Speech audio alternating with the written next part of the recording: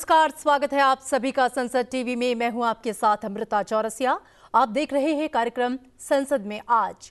संसद के शीतकालीन सत्र का आज 8वां दिन है। आज सत्र के दौरान अलग अलग मंत्रालयों से जुड़े महत्वपूर्ण प्रश्न पूछे जाएंगे, विधायी कामकाज भी होगा, कई विषयों पर चर्चा होगी। संसद में आज 5 विधेयक सूचीबद्ध हैं, जिनमें 3 लोकसभा में और 2 राज्यसभा से हैं।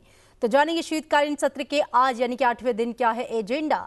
लेकिन सबसे पहले संसद में आज की सुर्खियां। संसद के शीतकालीन सत्र का आज 8वां दिन। विधायी कामकाज के साथ दोनों सदनों में प्रश्नकाल के दौरान पूछे जाएंगे अहम सवाल। 22 दिसंबर तक चलने वाले सत्र में होनी है 15 बैठकें। लोकसभा में विचार और पारित किए जाने के लिए लाया जाएगा डाकघर विधेयक 2023। केंद्रीय माल और सेवा कर दूसरा संशोधन विधेयक 2023 होगा पेश। राज्यसभा में विधेयकों की सूची में आज 2 विधेयक सूचीबद्ध। The central universities amendment bill 2023, the repealing and amending bill 2023 विचार और पारित के लिए होंगे पेश। और आइए अब जान लेते हैं कि लोकसभा में आज प्रश्नकाल के दौरान कौन कौन से महत्वपूर्ण प्रश्न पूछे जाएंगे।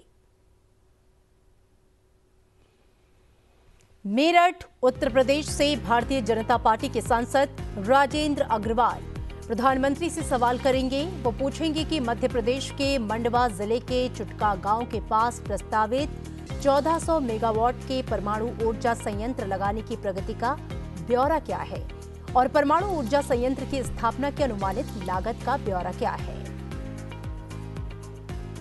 वो सरकार से ये भी जानना चाहेंगे कि क्या कान्हा नेशनल पार्क के बाघ अभयारण्य के आसपास परमाणु विद्युत संयंत्र का निर्माण करना सुरक्षित है। क्या सरकार ने इसकी सुरक्षा संबंधी सावधानियों के लिए कोई प्रारंभिक अध्ययन कराया है, यदि हां तो उसका ब्यौरा क्या है। वर्धमान पूर्व पश्चिम बंगाल से अखिल भारतीय तृणमूल कांग्रेस के सांसद सुनील कुमार मंडल कोयला मंत्री से सवाल करेंगे। वो पूछेंगे कि क्या विगत 2 वर्षों और वर्तमान वर्ष के दौरान कोयले की उत्पादन लागत और उसके आयात को भी कम करने के लिए पर्याप्त कदम उठाए गए हैं। यदि हां तो तत्संबंधी राज्य संघ राज्य क्षेत्रवार ब्यौरा क्या है और इस संबंध में भावी पहल क्या है, और यदि नहीं तो इसके कारण क्या है। बाहरी मणिपुर से नागालैंड पीपल्स फ्रंट के सांसद लोहरो एस फोज वाणिज्य और उद्योग मंत्री से पूर्वोत्तर क्षेत्र में लैंड कस्टम स्टेशन से जुड़ा सवाल करेंगे। वो पूछेंगे कि क्या पूर्वोत्तर क्षेत्र में लैंड कस्टम स्टेशनों का वितरण सही है, क्योंकि 1939 किलोमीटर की लंबी भारत बांग्लादेश सीमा पर 25 अधिसूचित LCS हैं, जबकि भारत के 4 राज्यों को शामिल करने वाली 1643 किलोमीटर लंबी भारत म्यांमार अंतर्राष्ट्रीय सीमा पर केवल 3 LCS अधिसूचित है। अगर ऐसा है तो इसके कारण क्या है और इसका पूरा ब्यौरा क्या है। रामटेक महाराष्ट्र से शिवसेना के सांसद कृपाल बालाजी तुमाने वाणिज्य और उद्योग मंत्री से फसलों और फलों के निर्यात संबंधी सवाल करेंगे। वो पूछेंगे कि हमारे देश द्वारा निर्यात किए जाने वाली फसलों और फलों का ब्यौरा क्या है और किन किन देशों को उत्पादों का निर्यात किया जाता है और विगत 5 वर्षों के दौरान वर्षवार निर्यात की मात्रा कितनी रही। वो ये भी पूछेंगे कि क्या कई देशों ने अपने आयात शुल्क में भारी वृद्धि की है, यदि हां तो इसके कारण क्या है और विगत 5 वर्षों के दौरान देश से संतरे का कितना निर्यात किया गया। जहानाबाद बिहार से जनता दल यूनाइटेड के सांसद चंद्रेश्वर प्रसाद वाणिज्य और उद्योग मंत्री से निर्यात की बढ़ती संभार तंत्र लागत से जुड़ा सवाल करेंगे। वो पूछेंगे कि क्या सरकार का विश्व व्यापार में अपनी हिस्सेदारी बढ़ाने का विचार है, यदि हां तो तत्संबंधी ब्यौरा क्या है और सरकार द्वारा इस संबंध में क्या कदम उठाए गए। साथ ही वो पूछेंगे कि क्या ये सच है कि भारतीय वस्तुएं विश्व बाजार में कम प्रतिस्पर्धी हैं क्योंकि देश में निर्यात की लागत बहुत अधिक है, और यदि हां तो इसका ब्यौरा क्या है। अंबेडकर नगर उत्तर प्रदेश से बहुजन समाज पार्टी के सांसद रितेश पांडे संचार मंत्री से नेट न्यूट्रलिटी से जुड़ा सवाल करेंगे। वो पूछेंगे कि भारत में नेट न्यूट्रलिटी सुनिश्चित करने के लिए सरकार द्वारा उठाए गए कदमों का ब्यौरा क्या है और ट्राई द्वारा वर्ष 2020 में दूरसंचार विभाग को दी गई सिफारिश के अनुसार बहुहितधारी निकाय की स्थापना अभी तक न किए जाने के कारण क्या है। साथ ही वो पूछेंगे कि क्या सरकार ने विभिन्न इंटरनेट सेवा प्रदाताओं में नेट न्यूट्रलिटी की कोई तकनीकी संपरीक्षा की है, यदि हां तो तत्संबंधी ब्यौरा क्या है। आंध्र प्रदेश से युवजन श्रमिक रायथू कांग्रेस पार्टी के सांसद श्री कृष्ण देवरायालू लावू उपभोक्ता मामले, खाद्य और सार्वजनिक वितरण मंत्री से सार्वजनिक वितरण प्रणाली में श्री अन्न और श्री सी फूड को शामिल करने से जुड़ा सवाल करेंगे। वो पूछेंगे कि क्या मंत्रालय की सार्वजनिक वितरण प्रणाली के अंतर्गत दिए जाने वाले खाद्यान्नों में विविधता लाने की योजना है ताकि इसमें श्री अन्न और सी फूड जैसे अधिक पोषक तत्व युक्त खाद्य पदार्थों को शामिल किया जा सके। यदि हां तो इसका ब्यौरा क्या है। साथ ही वो पूछेंगे कि क्या सरकार इस योजना के अंतर्गत किफायत और उपभोक्ता प्राथमिकताओं की ओर ध्यान देने के लिए उपाय कर रही है, यदि हां तो इसका ब्यौरा क्या है। कोयंबटूर तमिलनाडु से भारतीय कम्युनिस्ट पार्टी मार्क्सवादी सांसद PR नटराजन उपभोक्ता मामले, खाद्य और सार्वजनिक वितरण मंत्री से फूड फोर्टिफिकेशन रिसोर्स सेंटर से जुड़ा सवाल करेंगे। वो पूछेंगे कि क्या विकासशील देश में चावल की पौष्टिकता को बढ़ाने के लिए इस एजेंडे पर वर्ष 2016 में वैश्विक गैर लाभकारी संगठनों की DSM प्रायोजित बैठक आयोजित की गई, यदि हां तो इसका ब्यौरा क्या है। साथ ही वो पूछेंगे कि क्या भारत सरकार के भारतीय खाद्य सुरक्षा मानक प्राधिकरण के खाद्य विनियामक ने भारत के वरिष्ठ नागरिकों और बच्चों को पोषण युक्त चावल की आपूर्ति को बढ़ावा देने के लिए फूड फोर्टिफिकेशन रिसोर्स सेंटर की स्थापना की है, यदि हां तो इसका ब्यौरा क्या है। सांसद चिंतामणि अनुराधा समुद्री विज्ञान और पारिस्थितिकी से सहयोग हेतु समझौता ज्ञापन से संबंधित सवाल पूछेंगी। वो पूछेंगी कि समुद्री विज्ञान और पारिस्थितिकी में वैज्ञानिक और तकनीकी सहयोग को बढ़ावा देने के लिए भारत और वियतनाम के बीच समझौता ज्ञापनों का ब्यौरा क्या है। बीजेपी सांसद रवि किशन का सवाल सेमीकंडक्टर विनिर्माण में आत्मनिर्भरता से संबंधित होगा। वो संबंधित मंत्री से ये जानना चाहेंगे कि भारत सेमीकंडक्टर निर्माण में आत्मनिर्भर बनने के लिए क्या उपाय कर रहा है, इसका ब्यौरा क्या है और भारत में सेमीकंडक्टर के संबंध में निर्भरता का ब्यौरा क्या है। जम्मू कश्मीर से सांसद हुसनैन मसूदी का सवाल खनन और भू विज्ञान विभागों में स्टाफ की कमी से संबंधित होगा। वो सरकार से ये जानना चाहेंगे कि क्या सरकार को जम्मू कश्मीर संघ राज्य क्षेत्र में खनन और भू विज्ञान विभाग में जनशक्ति की कमी की कोई जानकारी है, यदि हां तो उसका ब्यौरा क्या है और यदि नहीं तो इसके कारण क्या है। तमिलनाडु से सांसद कनिमोझी करुणानिधि का सवाल जिला खनिज फाउंडेशन निधि से संबंधित होगा। वो सरकार से ये जानना चाहेंगे कि क्या केंद्र सरकार ने जिला खनिज फाउंडेशन निधि को राज्य सरकारों के नियंत्रण से बाहर करके उस पर पूर्ण नियंत्रण कर लिया है, यदि हां तो उसका ब्यौरा क्या है। विशेषकर केंद्र सरकार द्वारा इसका नियंत्रण अपने हाथ में लिए जाने के बाद DMF निधियों के तहत आज की तारीख तक एकत्र की गई निधियों का राज्यवार ब्यौरा क्या है। तमिलनाडु से सांसद M सेल्वराज का सवाल डायनेमिक किराया टिकट प्रणाली से संबंधित होगा। वो सरकार से पूछेंगे कि क्या सरकार को इस बात की जानकारी है कि हाल ही में त्योहारों के मौसम में डायनेमिक किराया प्रणाली के तहत रेल किराए में कई गुना वृद्धि की गई, जो कि फ्लाइट किराए से अधिक थी, जिसके कारण कई आम आदमी और गरीब लोग बुरी तरह से प्रभावित हुए और वे त्योहार मनाने के लिए अपने गृहनगर की यात्रा नहीं कर सके। क्या इस टिकट प्रणाली को समाप्त करने के लिए किसी मंच से कोई शिकायत आई है और यदि हां तो उसका ब्यौरा क्या है। क्या मंत्रालय द्वारा सभी गंतव्यों के लिए सभी रेलगाड़ियों में डायनेमिक किराए को समाप्त करने के लिए आवश्यक कार्रवाई किए जाने की संभावना है ताकि गरीब लोग यात्रा कर सके। कंधमाल से बीजू जनता दल के सांसद कंधमाल जिले में रेल अवसंरचना से सवाल पूछेंगे। सांसद अच्युतानंद रेल मंत्री से ये पूछेंगे कि क्या कंधमाल जिले में रेलवे अवसंरचना स्थापित करने के लिए रेलवे द्वारा की गई पहल का ब्यौरा क्या है।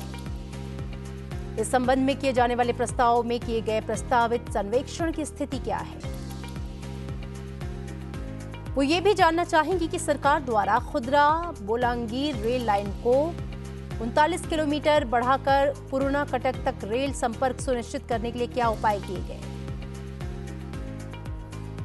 साथ ही वो सरकार से ये जानना चाहेंगे कि संबंधित अधिकारियों द्वारा इस संबंध में की गई कार्रवाई का ब्यौरा क्या है। सांसद सुधाकर तुकाराम श्रृंगारे सरकार से ये पूछेंगे कि क्या रेलवे पूर्वोत्तर राज्यों गुजरात, कर्नाटक, दक्षिण पूर्व मध्य रेलवे, बिलासपुर जोन और विशेषकर लातूर जिले सहित महाराष्ट्र के साथ साथ विभिन्न रेल मंडलों में वंदे भारत रेलगाड़ियां शुरू करने पर विचार कर रहा है। सांसद पीसी मोहन कवच के तहत रेल नेटवर्क को शामिल करने से संबंधित सवाल पूछेंगे। वो सरकार से ये पूछेंगे कि क्या कर्नाटक में रेल नेटवर्क के किसी खंड को कवच प्रणाली के तहत शामिल किया जा रहा है, यदि हां तो तत्संबंधी ब्यौरा क्या है और इसको पूरा होने की जो संभावना है उसकी तिथि क्या है। हुगली से सांसद लॉकेट चैटर्जी अनुसंधान नेशनल रिसर्च फाउंडेशन से जुड़ा सवाल पूछेंगे। वो सरकार से ये जानना चाहेंगे कि संसद द्वारा हाल ही में पारित अनुसंधान नेशनल रिसर्च फाउंडेशन के लक्ष्य और उद्देश्य क्या है। वो सरकार से जानना चाहेंगी कि क्या सरकार द्वारा वैज्ञानिक अनुसंधान के और अधिक न्यायसंगत वित्त पोषण को सुनिश्चित करने के लिए एक सार्वजनिक निजी भागीदारी इकाई बनाने की योजना है, यदि हां तो उसका ब्यौरा क्या है।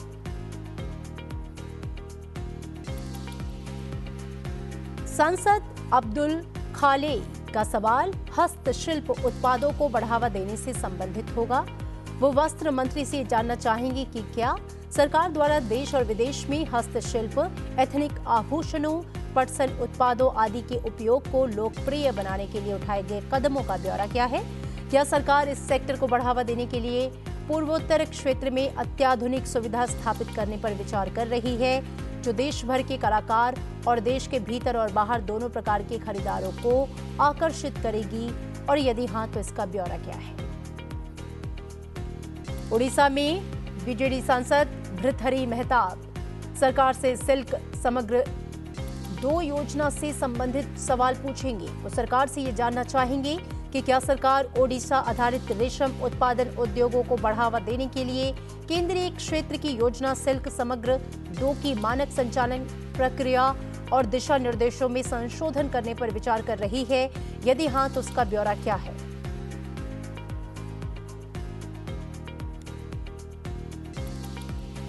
सांसद संजय जाधव का सवाल वस्त्र और परिधान क्षेत्र से संबंधित होगा। वो सरकार से पूछेंगी कि क्या वस्त्र और परिधान क्षेत्र कठिन समय से गुजर रहा है और बुरी तरह से प्रभावित हुआ है, यदि हां तो उसका ब्यौरा क्या है और इसके कारण क्या है।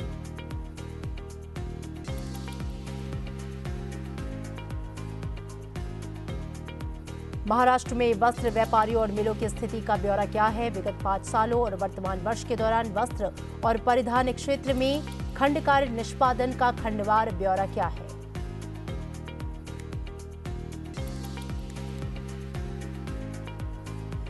साथ ही वो पूछेंगे कि क्या कोविड-19 महामारी के कारण गारमेंट और वस्त्रों का निर्यात बुरी तरह से प्रभावित हुआ है।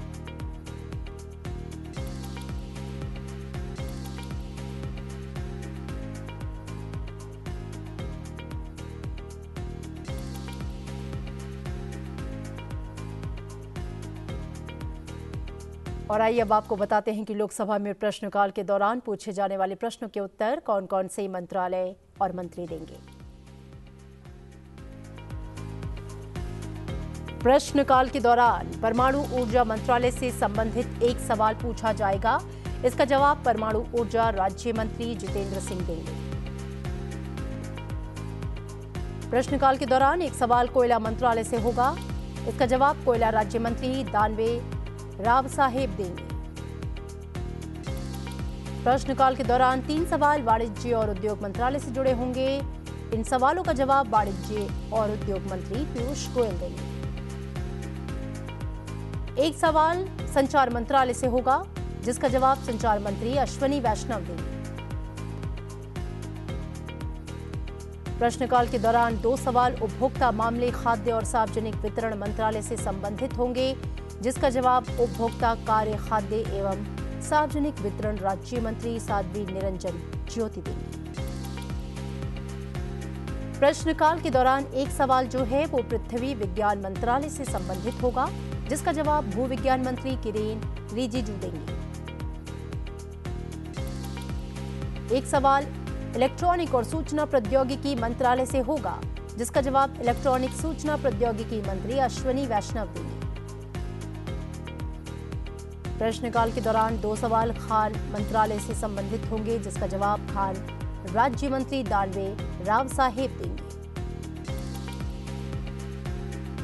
प्रश्नकाल के दौरान 4 सवाल रेल मंत्रालय से संबंधित होंगे, जिसका जवाब रेल मंत्री अश्विनी वैष्णव देंगे। एक सवाल विज्ञान और प्रौद्योगिकी मंत्रालय से होगा, जिसका जवाब विज्ञान एवं प्रौद्योगिकी मंत्रालय की ओर से जितेंद्र सिंह देंगे। प्रश्नकाल के दौरान 3 सवाल सांख्यिकी और कार्यक्रम क्रियान्वयन मंत्रालय से संबंधित होगा, जिसका जवाब सांख्यिकी एवं कार्यक्रम क्रियान्वयन राज्य मंत्री राव इंद्रजीत सिंह देंगे। और संसद के शीतकालीन सत्र के 8वें दिन लोकसभा में लिए जाने वाले विधेयकों की सूची में 3 विधेयक सूचीबद्ध हैं। लोकसभा में आज डाकघर संशोधन विधेयक 2023 विचार और पारित किए जाने के लिए लाया जाएगा। इसके साथ ही वित्त मंत्री निर्मला सीतारमण केंद्रीय माल और सेवा कर दूसरा संशोधन विधेयक 2023 और अनंतिम कर संग्रहण विधेयक 2023 पुनः स्थापित करने के लिए प्रस्ताव करेंगी। लोकसभा में संचार मंत्री अश्विनी वैष्णव डाकघर विधेयक 2023 को पेश करेंगे। डाकघर विधेयक 2023 125 साल पुराने भारतीय डाकघर अधिनियम को निरस्त करने और देश में डाकघरों से संबंधित कानून को समेकित और संशोधित करने का प्रयास करता है। ये विधेयक राज्यसभा से पारित किया जा चुका है, जिसे संशोधन के साथ विचार और पारित करने के लिए आज लोकसभा में लाया जाएगा।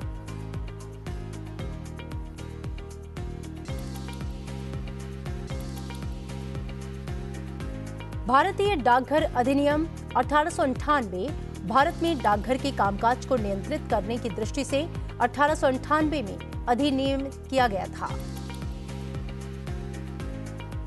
बिल के ऑब्जेक्ट्स एंड रीजंस की बात करें तो डाकघर विधेयक 2023 का उद्देश्य भारतीय डाकघर अधिनियम 1898 को निरस्त करना और भारत में डाकघर से संबंधित कानून को समेकित और संशोधित करना है, साथ ही उससे जुड़े या उसके प्रासंगिक मामलों का प्रावधान करना है।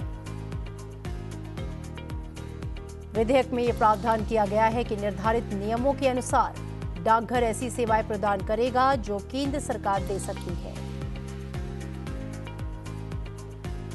डाकघर को डाक टिकट जारी करने का विशेषाधिकार होगा, साथ ही केंद्र सरकार के पास व्यवस्थाओं को प्रभावी करने की शक्ति होगी।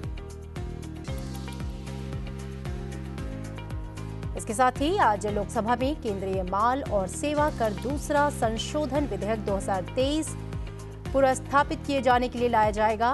वित्त मंत्री निर्मला सीतारमण इसका प्रस्ताव करेंगी कि केंद्रीय माल और सेवा कर संशोधन विधेयक 2017 का संशोधन करने वाले विधेयक को पुनर्स्थापित किया जाए।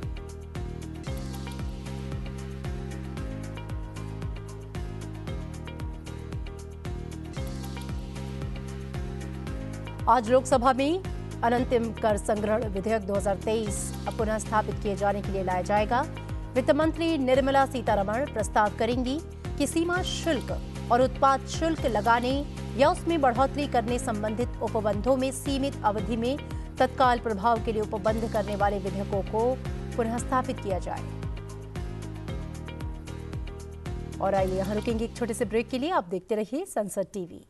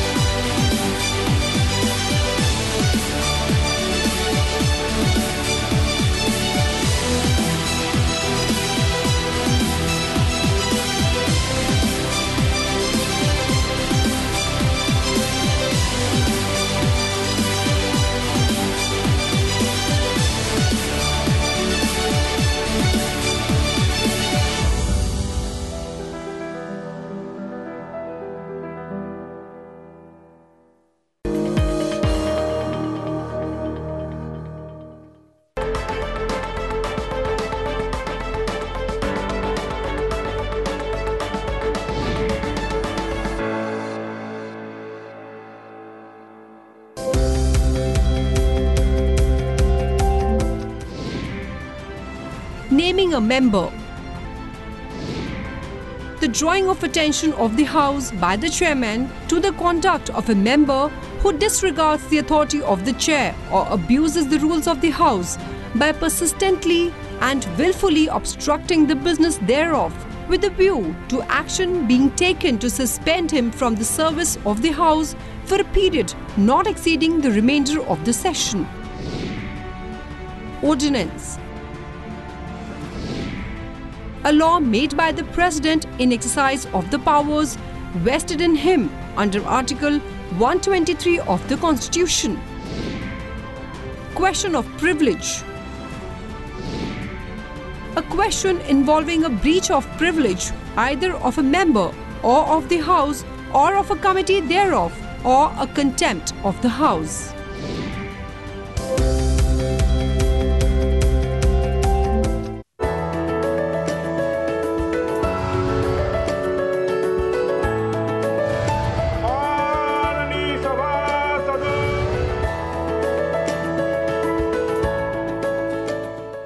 ब्रेक के बाद एक बार फिर से आपका स्वागत है। शीतकालीन सत्र के 8वें दिन आज राज्यसभा में प्रश्नकाल के दौरान अलग अलग मंत्रालयों से जुड़े कुल 15 प्रश्न पूछे जाएंगे। आइए कुछ खास प्रश्नों पर डालते हैं नजर। राज्यसभा में प्रश्नकाल के दौरान सांसद रामनाथ ठाकुर पूछेंगे कि 1 दिसंबर 2023 तक महिला एवं बाल विकास मंत्रालय और उसके अधीनस्थ संगठनों में रिक्तियों का विवरण क्या है। उन्होंने मंत्रालय और उसके अधीनस्थ संगठनों में SC, ST और OBC की रिक्तियों का विवरण भी मांगा है। सांसद मनोज कुमार झा पूछेंगे कि क्या महिला एवं बाल विकास मंत्री ये बताने की कृपा करेंगी कि सरकार जल्द ही मासिक धर्म स्वच्छता नीति लागू करने की योजना बना रही है। यदि हाँ तो उसका ब्यौरा क्या है। साथ ही क्या नीति में LGBTQIA+ समुदाय के बीच मासिक धर्म स्वच्छता को बढ़ावा देने और प्रदान करने के प्रावधान हैं। यदि हाँ तो उसका ब्यौरा क्या है। यदि नहीं तो इसके कारण क्या है। सांसद प्रियंका चतुर्वेदी पूछेंगी कि क्या शिक्षा मंत्री ये बताने की कृपा करेंगे कि क्या सरकार के पास पिछले 3 वर्षों में UPSC, JEE, NEET और दूसरी प्रतिस्पर्धी परीक्षाओं के कारण आत्महत्या करने वाले छात्रों की संख्या के बारे में कोई डेटा है। यदि हाँ तो उसका विवरण क्या है।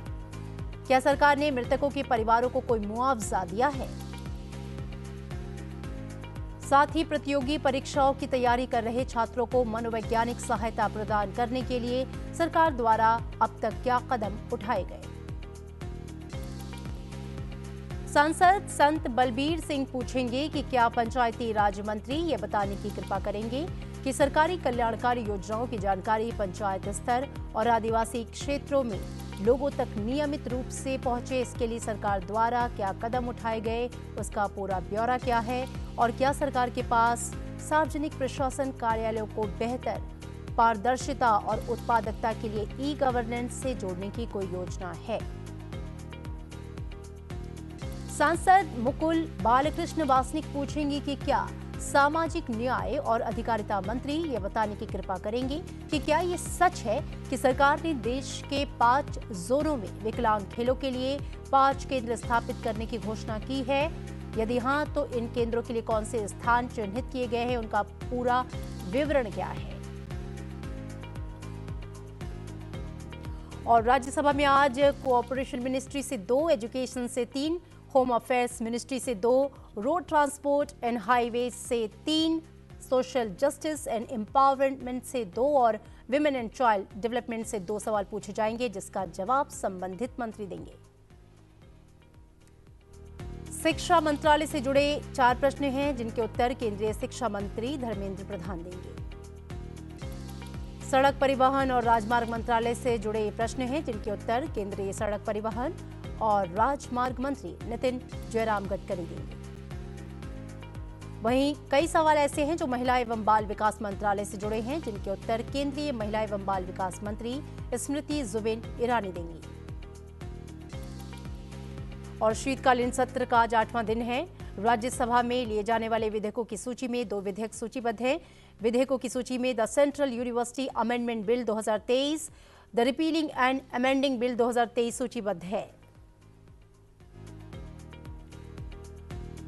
आज राज्यसभा में केंद्रीय विश्वविद्यालय संशोधन विधेयक 2023 को विचार और पारित किए जाने के लिए सदन में पेश किया जाएगा। शिक्षा मंत्री धर्मेंद्र प्रधान विधेयक को विचार और पारित किए जाने के लिए सदन में रखेंगे। विधेयक लोकसभा से पारित हो चुका है। ये विधेयक केंद्रीय विश्वविद्यालय अधिनियम 2009 में संशोधन के लिए लाया गया है। विधेयक विभिन्न राज्यों में शिक्षण और अनुसंधान के लिए केंद्रीय विश्वविद्यालयों की स्थापना से संबंधित है। केंद्रीय विश्वविद्यालय संशोधन विधेयक 2023 में तेलंगाना में एक केंद्रीय जनजातीय विश्वविद्यालय की स्थापना का प्रावधान किया गया है। इसका नाम Sammakka Sarakka central tribal university होगा। इससे देश में जनजातीय आबादी को उच्च शिक्षा और अनुसंधान सुविधाओं के अवसर मिलेंगे। इसके साथ ही राज्यसभा में आज दूसरा बिल निरसन और संशोधन विधेयक 2023 यानी कि the repealing and amending bill 2023 listed है। विधेयक को पारित करने का प्रस्ताव केंद्रीय विधि एवं न्याय मंत्री अर्जुन राम मेघवाल करेंगे। विधेयक के माध्यम से कतिपय अधिनियमितियों का निरसन और अधिनियमित का संशोधन होना है। विधेयक के ऑब्जेक्ट्स और रीजंस की बात करें तो विधेयक उन आवधिक उपायों में से एक है जिसके द्वारा अधिनियमितियां निरसित कर दी गई। विधेयक के खंड 4 में सचेतकारी उपबंध सम्मिलित है जिसका इस प्रकार के विधेयक में होना सामान्य है। और इसी के साथ कार्यक्रम संसद में आज में इतना ही। इसके साथ ही आप देखिए संसद में पूछे जाने वाले महत्वपूर्ण प्रश्नों से जुड़ा हमारा विशेष कार्यक्रम प्रश्नकाल सोमवार से शुक्रवार रात 9 बजे हिंदी में, 9:30 बजे अंग्रेजी में, सिर्फ संसद टीवी पर।